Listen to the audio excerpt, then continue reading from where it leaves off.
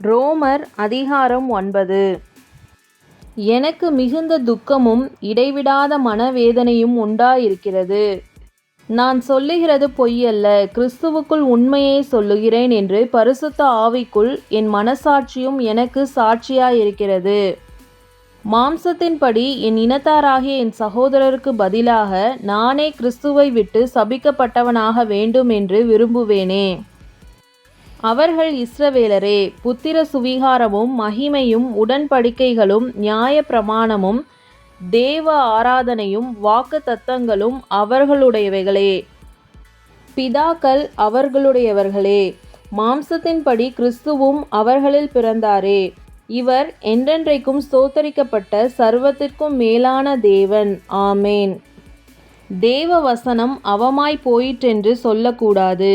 ஏனென்றால் இஸ்ரவேல் வம்சத்தார் எல்லாரும் இஸ்ரவேலர் அல்லவே. அவர்கள் ஆபிரகாமின் சந்ததியாரானாலும் எல்லாரும் பிள்ளைகள் அல்லவே. ஈசாக்கினிடத்தில் உன் சந்ததி விளங்கும் என்று சொல்லியிருக்கிறதே. அது எப்படி என்றால், மாம்சத்தின்படி பிள்ளைகளானவர்கள் தேவனுடைய பிள்ளைகள் அல்ல, வாக்கு தத்தத்தின்படி பிள்ளைகள் ஆனவர்களே அந்த சந்ததி என்றெனப்படுகிறார்கள். அந்த வாக்குத்தத்தமான வார்த்தையாவது, குறித்த காலத்திலே வருவேன், அப்பொழுது சாராள் ஒரு குமாரனை பெறுவாள் என்பதே.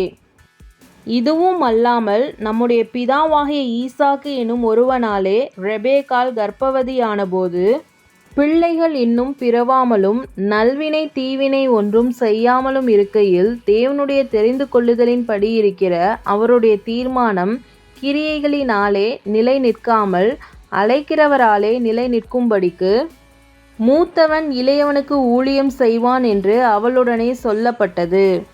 அப்படியே யாக்கோபை சிநேகித்து ஏசாவை வெறுத்தேன் என்றும் எழுதியிருக்கிறது. ஆகையால் நாம் என்ன சொல்லுவோம்? தேவனிடத்திலே அநீதி உண்டென்று சொல்லலாமா?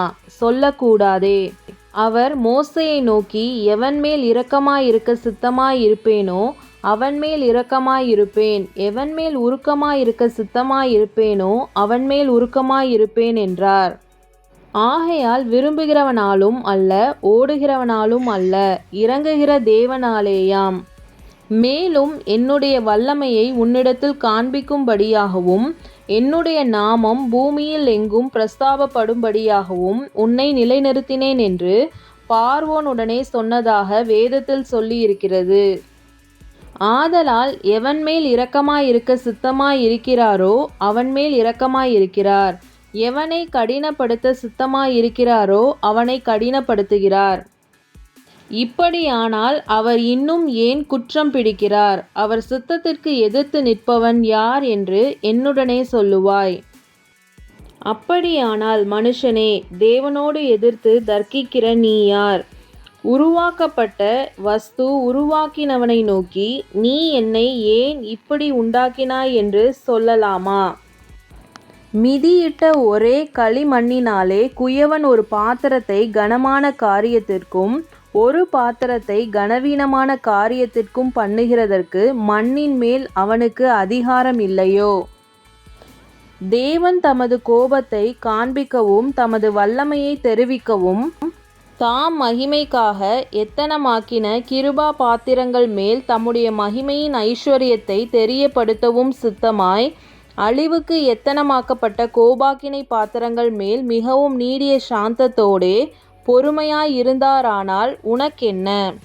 அவர் யூதரிலிருந்து மாத்திரமல்ல, புற ஜாதிகளிலும் இருந்து நம்மை அழைத்திருக்கிறாரே. அந்தபடி எனக்கு ஜனங்கள் அல்லாதவர்களை என்னுடைய ஜனங்கள் என்றும் சிநேகிக்கப்படாதிருந்தவளை சிநேகிக்கப்பட்டவள் என்றும் சொல்லி அழைப்பேன்.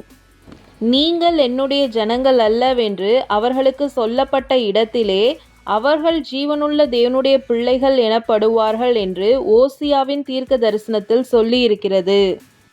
அல்லாமலும் இஸ்ரவேல் புத்திரருடைய இலக்கம் சமுத்திரத்தின் மணலத்தனையாயிருந்தாலும் மீதியாயிருப்பவர்கள் மாத்திரம் இரட்சிக்கப்படுவார்கள் என்றும், அவர் நீதியோடே சீக்கிரமாய் தம்முடைய காரியத்தை நிறைவேற்றுவார், கர்த்தர் பூமியிலே சீக்கிரமாகவே காரியத்தை நிறைவேற்றி முடிப்பார் என்றும் ஏசாயா இஸ்ரவேலை குறித்து சொல்லுகிறான்.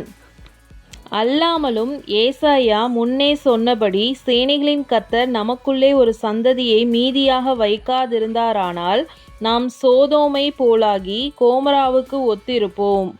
இப்படி இருக்க நாம் என்ன சொல்லுவோம்? நீதியை தேடாத புறஜாதியார் நீதியை அடைந்தார்கள், அது விசுவாசத்தினாலாகும் நீதியே. நீதி பிரமாணத்தை தேடின இஸ்ரவேலரோ நீதி பிரமாணத்தை அடையவில்லை. எண்ணத்தினாலே என்றால் அவர்கள் விசுவாசத்தினாலே அதை தேடாமல் நியாய பிரமாணத்தின் கிரியைகளினாலே தேடினபடியால் அதை அடையவில்லை. இடறுதற்கான கல்லில் இடறினார்கள். இதோ இடறுதற்கான கல்லையும் தவறுதற்கான கன்மலையையும் சீயோனில் வைக்கிறேன். அவரிடத்தில் விசுவாசமாய் இருப்பவன் எவனோ அவன் வெட்கப்படுவதில்லை என்று எழுதியிருக்கிறபடி ஆயிற்று.